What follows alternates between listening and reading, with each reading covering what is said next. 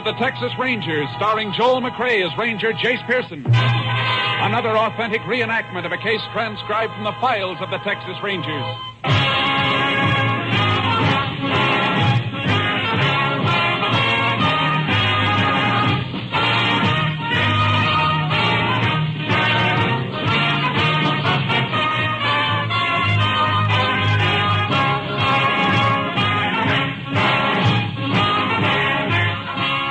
Names, dates, and places in the following story are fictitious for obvious reasons. The events themselves are a matter of record.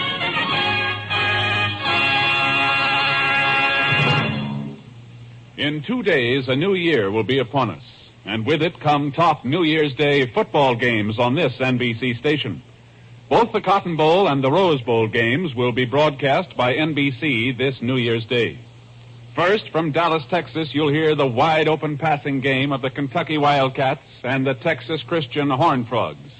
Then, later in the day, the West will meet the East when the Indians from Stanford meet the Fighting Illini of Illinois in the world-famous Rose Bowl. Tuesday's broadcast from the Rose Bowl in Pasadena will mark the 26th year this football classic has been aired coast to coast. As usual on NBC, you'll hear every thrilling play expertly called as the Stanford Indians, led by their Coach of the Year, Chuck Taylor, clash with Ray Elliott's men from Illinois.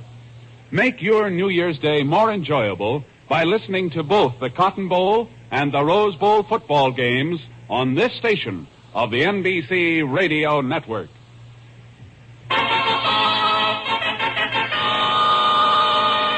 And now, from the files of the Texas Rangers, the case called Killer's Crop.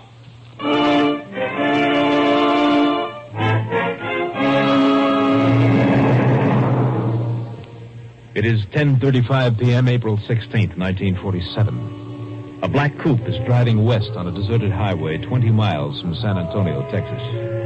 Inside the coupe, the girl glances nervously at the driver. Meeker? Yeah? What's this all about? What do you mean, Kitty? You know what I mean. Why couldn't you just pay me back there in front of my rooming house like usual?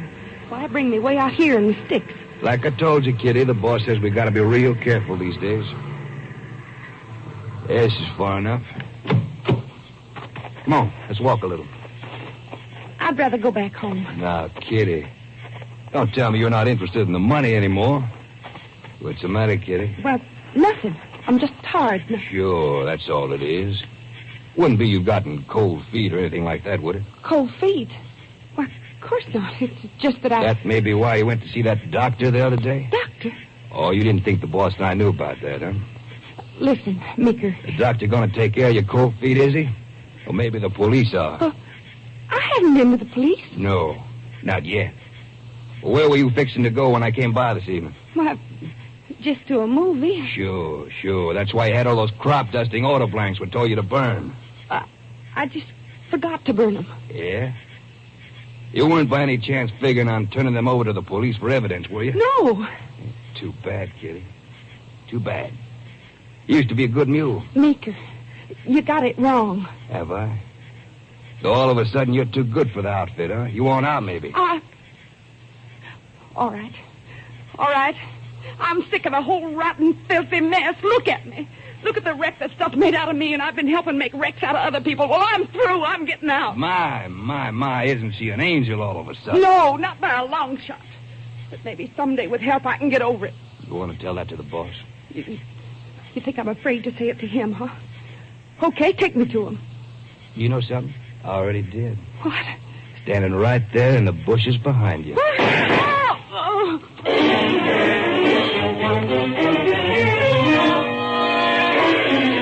2 days later, a young boy accidentally discovered the girl's body in the bottom of a dry wash near the highway. The sheriff was notified and requested help from the Texas Rangers. Ranger Jayce Pearson was assigned. Nothing's been moved, Goose. Good. Here we are. Yeah. Shot from close range, looks like. Uh-huh. Pretty young, isn't she? Sure is. Any identification on her? Purse has been emptied. But see the ring on her finger? Yeah. Class ring. According to it, she graduated from Ransford High School 4 years ago. Well, we should be able to get an identification from the school records then. What is it, Jayce? Sheriff. Take a look here. On her left forearm, near the crook of the elbow. Tiny scars. Quite a few of them, Jay. What does that spell to you, Sheriff? Narcotics addict? Things like this make me sick at my stomach. So young. 21, 22. Look at her. Look where it led her. Same place it leads all of them sooner or later. Yeah. Only with her, it came a little faster. Somebody was supplying her with the stuff, Jace. I know. That's why I'm taking a special interest in this case, Sheriff. Somewhere along the line, we gotta dig that rat, whoever he is, out of his hole.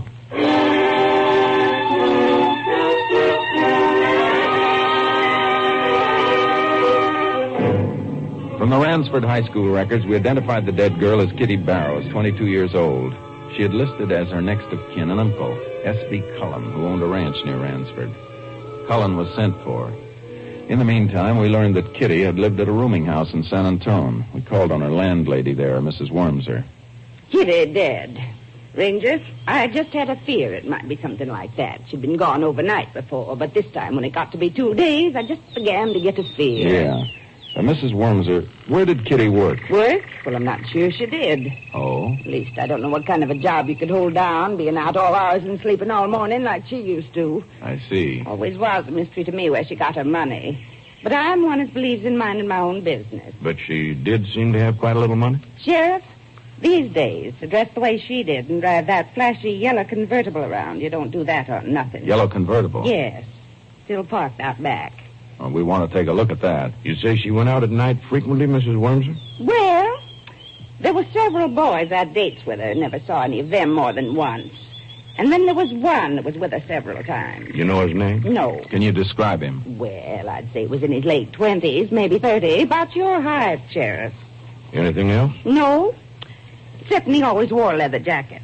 I'm afraid that's not very much to go on, ma'am. Well, it's about the best I can do. I always believe in minding Yeah, I know. Say, Well, come to think of it, there was something else. Something about his face. What do you mean? Well, his skin seemed like it was stretched kind of tight across his cheeks. So when he smiled, it stretched even tighter. Made the smile look kind of painful, like it hurt him, too. I see. Well, thank you very much, Miss Wormser. If there's anything else, we'll contact you again. Sure, Ranger. Sure hope you catch whoever did it. So do we, ma'am. Apparently, Kitty was a little on the wild side. Had quite a few casual dates. A thing like that could be tough to run down. At least we've got a lead on one of her dates. Fellow in the leather jacket who looks like it hurts him to smile? Uh-huh. Pronounced facial characteristic like that can be a big help in making identification. Yeah, but even so, it's not too much to go on. I know. Sheriff, one of two things. Either Kitty was killed by one of those casual dates, in which case it will be tough, or else her killing stems from something else. The narcotics angle? Yeah, she was an addict. She didn't have a job, yet she wore flashy clothes and drove a convertible. Where was she getting her money? I can think of one place. From peddling narcotics or running them.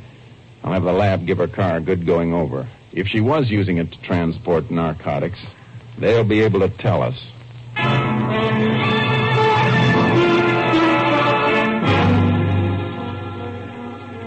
When the sheriff and I returned to his office, S.B. Cullen, the man whom Kitty had listed in high school as our next of kin, was waiting for us. I got over here from the ranch as soon as I could, Ranger. Thanks, Mr. Cullen. Sure, too bad. Yeah. According to the registration blank Kitty made out her last year at Ransford High School, you're her next of kin. Uncle, she put down. Well, matter of fact, that's not true. What do you mean? Well, I wasn't really any kin to her, Sheriff. She used to call me Uncle Stan, but that was just sort of a nickname. Nickname? Yeah. You see, her mother died when she was just a baby. Her dad brought her up. He worked for me on my ranch, and the two of them lived there in one of the houses. Well, he died summer before her last year in high school. Her father? Yeah. And she didn't have nobody to turn to, so I took her in the big house with me and kind of looked after her all that year. And I'm going to tell you, I had a time, too. I'll get it, Jace. What do you mean about having a time, Mr. Cullen? Well, I don't like to say this, but Kitty was a little bit wild. Soon as she turned 21, she moved out on me. Said she was her own boss. Where'd she go? I heard she was working as a car hop in Lubbock for a while. She showed up at the ranch once or twice and hit me for a little money, and then I sort of lost track of her. Mr. Cullen, did you know that Kitty was addicted to narcotics? What? That's right. Well, No, I sure didn't. Why, that's terrible. It sure is. You know, one contributing cause for young people drifting into that is lack of supervision at home. Ranger, maybe I wasn't taking the place of her parents very good, but I was sure trying. It just seemed like she wouldn't let me. And then when she turned 21, what could I do? Yeah. Jayce? Yes, Sheriff. That'll be all, Mr. Cullen. All right. Oh, Mr. Ranger. Huh? I was just wondering, I'd like to arrange for Kitty to have a decent burial. I know it's not much, but... Yeah, it can be arranged. Thanks, Ranger, thanks. What is it, Sheriff? Your boss just telephoned. Captain Stinson? Yeah, said the lab reports have been sent to his office. Good. I'll get up there right away and see if they've turned up any leads for us.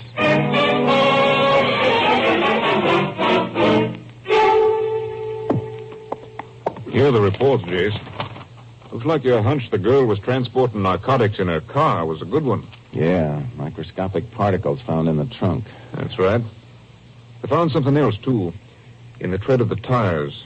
Quite a bit of insecticide. Insecticide? The kind they use for spraying crops. I wonder where... Oh, wait. What's this? Little scrap of Mexican newspaper. They found it in one corner of the auto trunk. It's got a lot of the powder on it. Could have been used to wrap the stuff. Mm-hmm.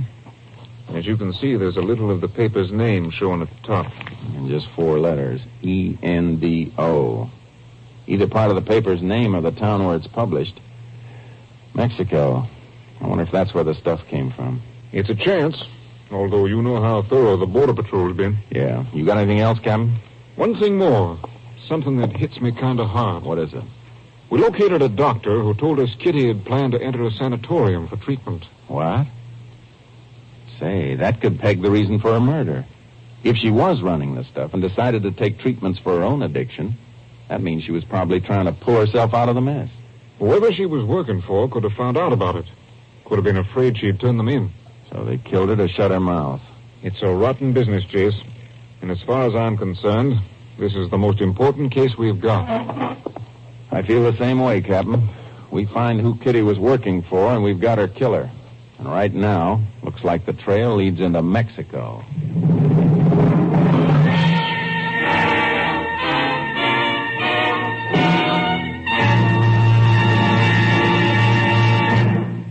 In a moment, we will continue with Tales of the Texas Rangers, starring Joel McCrea as Ranger Jayce Pearson. Our National Safety Council reports that last year more than 35,000 persons were killed in traffic accidents, with more than 1 million injured. Almost without exception, these fatalities and injuries were the result of carelessness, violation of traffic rules, or that drinking took away the driver's skill and judgment. Of those who lost their lives, 9,000 were pedestrians. The Safety Council is waging a constant campaign to develop in every driver and pedestrian the personal responsibility of knowing and obeying all traffic laws. Remember, traffic accidents don't always happen to someone else. They can happen to us, to you, or to me. Every driver is urged to obey all traffic signs and signals, never to drive after drinking, and never to drive on the wrong side of the road, to be always alert at grade crossings. The slogan of the Safety Council is, drive safely for life. The life you save may be your own.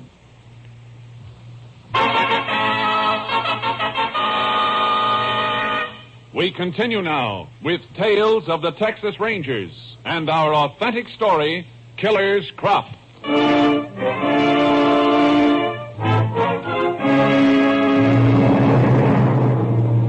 Captain Stinson contacted the Mexican police. They assigned one of their agents to work with us, Ernesto Gomez, an old friend of mine. We met in the captain's office.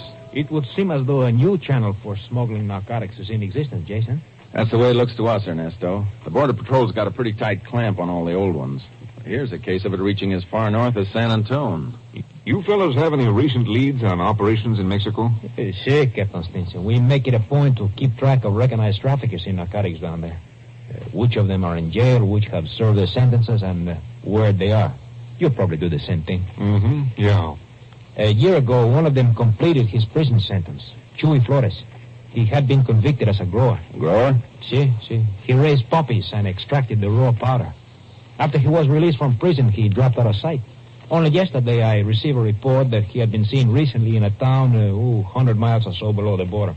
That's Mendota, at the foot of the San Jacinto Range. He was buying provisions and claimed to be mining in the mountains. Wait a minute. What's the name of that town again? Mendota. That's it. What do you mean? In the trunk of the dead girl's car, we found a scrap of newspaper which apparently had been used to wrap the stuff in. We could only make out 4 letters of the name, E-N-D-O. That's part of Mendota. There's our tie-in, Captain. Sure looks like it, Jayce. It would then appear that Flores is up to his old tricks, Jayce. Yeah. Ernesto, I think we better take a little trip in the Ranger plane over the San Jacinto Range. See if we can find out where those tricks of his are.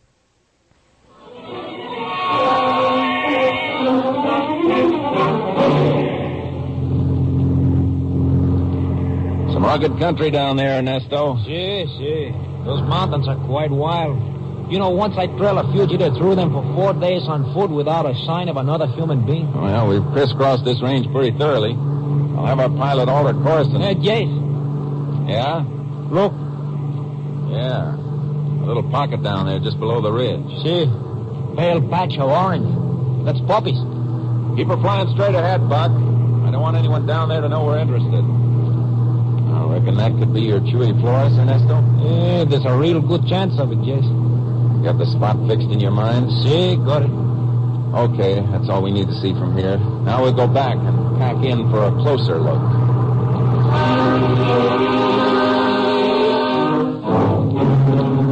The Ranger plane landed at Mendota. There we outfitted and started back into the San Jacinto Range on horseback. A portable radio transmitter was included in our equipment. Several hours' ride up through the bleak foothills brought us close to the area we'd spotted from the plane. Hey, the pocket should be just over that ridge ahead of us, Jason. Yeah.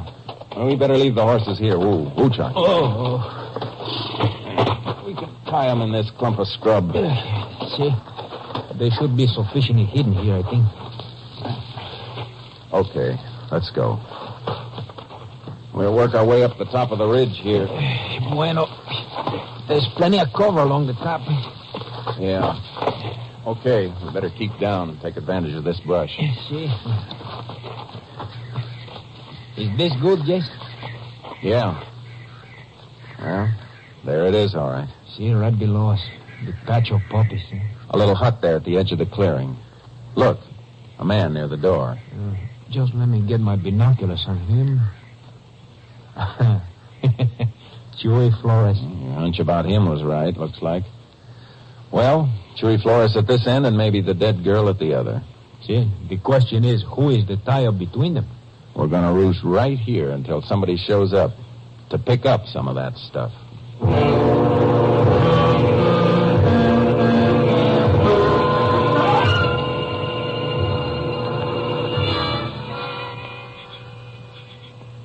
You know, lying here among these rocks in the sun, I'm beginning to feel slightly like a lizard. Yeah, caray. 2 days and no sign of anybody down there below except Chewy Flores. Jayce, this could go on for a long time. Yeah, I know, but it's a cinch Flores isn't growing those poppies down there for his own amusement. Even so, it may be that the... Hold it. Ernesto, listen. It's an airplane, eh? Say, there it is. It's heading this way. It's starting to circle now. But, Jayce, we already seen that there's not enough room down there for a plane to land. I don't think it has to land, Ernesto. Look down there in the clearing. Flores has hoisted a couple of poles out of the brush. Yeah, and a rope stretched between them. A package dangling from the center of the rope. Yeah, it's a flying pickup. Yeah, he's starting his dive. He'd have to fly very close to the ground. Now he's flattening out, see? There's a hook dangling from the plane. He's making a pass at it now. Hooked it. He's a very skillful pilot, huh? Get down. He's climbing out this way. Did you make out that number on the underside of his wing? I could get only the first part of it. NC45 something, huh? Yeah. With what I noticed, I think that's enough. What'd you notice, Jayce? Looks like a crop dusting plane to me, Ernesto. You mean the kind which sprays the crops in the fields? Yeah, that explains why he's so good at low flying. It also could explain the insecticide in the tire tread of Kitty's convertible. See. Yeah.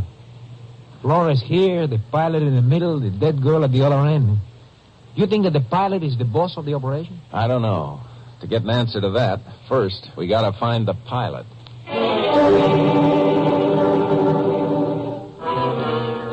On our portable radio transmitter, we requested the Ranger plane to attempt to intercept and follow the crop duster.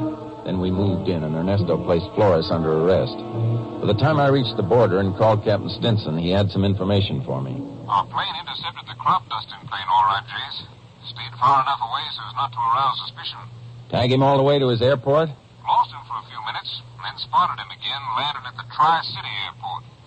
We checked and learned it's a one-man outfit called the Meeker Crop Dusting Service. Is the plane at the airport now? Yeah. Sheriff Phillips is over there keeping an eye on it. Thanks a lot, Captain. I'll get over there right now.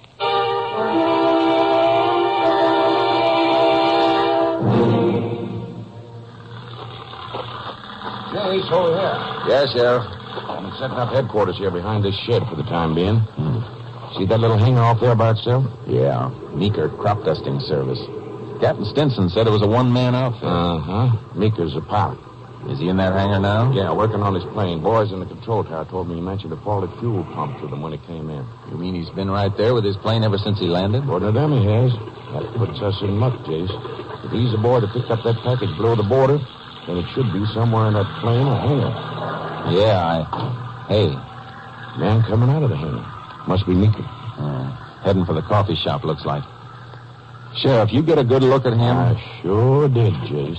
Skin stretched tight across his face. You can't miss it. That's the guy Kitty's landlady told us about. The one she saw Kitty with several times. Yeah. Well, it's all beginning to slide into place, Jayce. It sure looks that way. Come on, we need that package for evidence. And now's a good time to get it.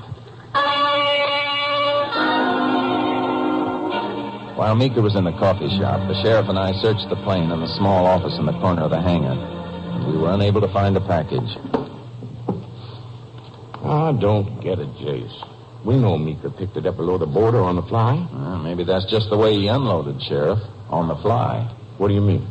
Look, Meeker'd be taking a big chance coming in to land with that package aboard, always facing the chance there'd be a tip on him in a search. Yeah, but wait. You figure he dropped it somewhere before it landed. Could be. But where? It seems to me it'd be just as risky dropping it in the same place each time as it would landing here with it. But suppose it's a different place each time. Different place? I don't... Hey, wait a minute. Meeker's a crop duster. Sure. And what'd we see in his office there? Crop dusting orders. Right. Let's take a look at those orders again.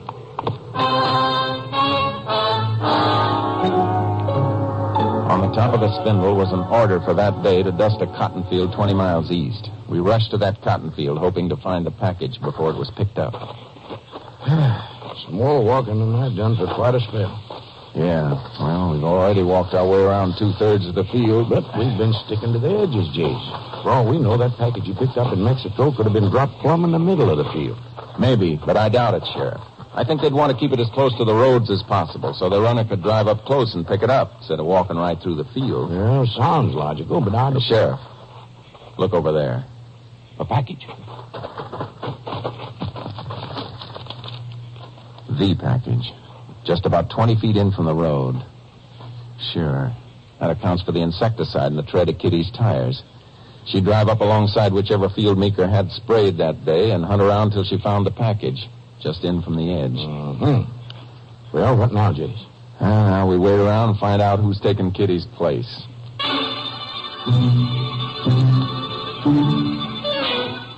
We concealed the car behind a pump house at one corner of the field and staked out in a clump of bushes nearby. Shortly after dark, a car came down the road. Stopping, Jayce? Yeah. I figured they wouldn't let that package sit in the field very long. Somebody getting out. Crossing in front of the headlights. It's Meeker. Sure is. Jayce, why would Meeker drop the package from his plane and come back in a car to pick it up? I don't get it. Neither do I. He's got the package all right. Getting back in the car. Okay, we'll give him a lead, then tail him with our lights low. See where he takes that package.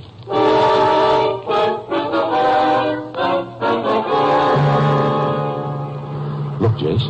He swung off the road. Turned off his lights. Yeah, must have turned in up there past those trees. Okay, we'll leave the car here.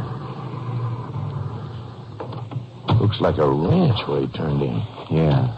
Drove back there beside the house and parked. Here's the turn-in. Now, wait a minute. The mailbox here. Enough moonlight to make out the name? Yeah. S.B. Cullen. What? Well, that's the fellow we had in for questioning. The one that had been looking after Kitty. Yeah. And he was so anxious to give Kitty a decent burial. Give you one instead, Ranger. I thought I saw you driving up. Just hold it, both of you. You got the drop on us, Sheriff. I sure have, Ranger. Mika! What? Cullen, what are you... Hey, Ranger and the sheriff. Sure. You were real smart, Mika. You let him straight here. Well, it wouldn't have happened if you hadn't called me and told me to pick the stuff up. I told you I didn't have any choice. Couldn't line up a runner I could trust. Yeah. You killed the one you had, didn't you? Kitty. Shut up. What's the matter? She wanted out and you wouldn't let her. I said shut up. So you're the boss of the operation, Cullen. You're the rat who first dragged Kitty down into the dirt and then killed her when she tried to pull herself out of it. That's one too many, Ranger. Now you try to pull yourself out of this. You okay, Jayce? Yeah. As for you, Meeker, just stand there, real still. Well, I had to drop on you. Get you. Yeah, I guess you've never seen a spring holster before. You don't have to draw. Spring holster? Yeah. But you'll never have one, Cullen. That's where you're going. They're going to have the drop on you from now on.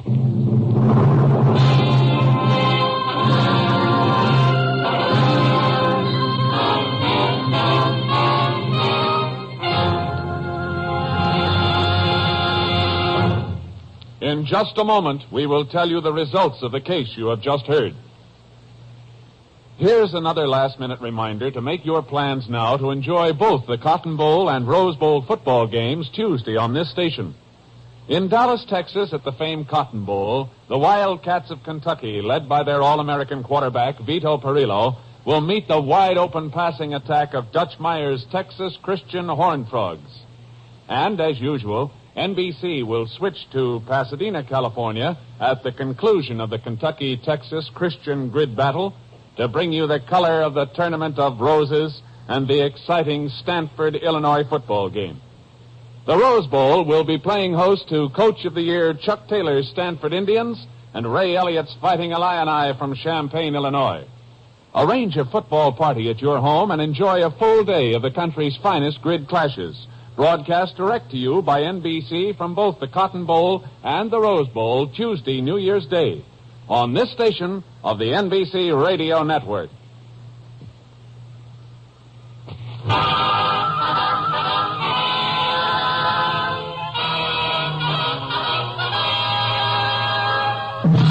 And now, here are the results of the case you have just heard. William Meeker and S.B. Cullen were indicted and tried for the brutal murder of Kitty Barrows.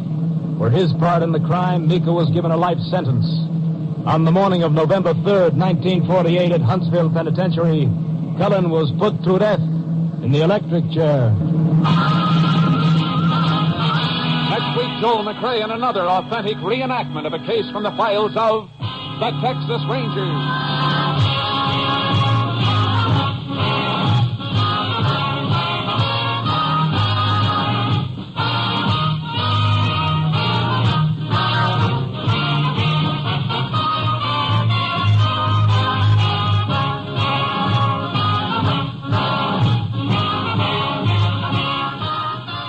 The cast included Tony Barrett, Virginia Gregg, Herb Ellis, Ken Christie, Bill Johnstone, and Byron Kane.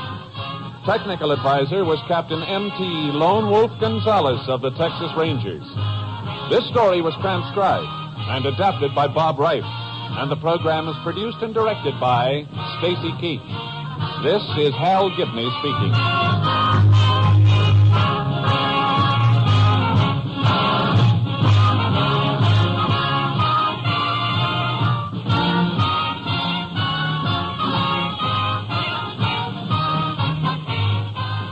Next, it's The Big Show. All this and Tallulah, too, on NBC.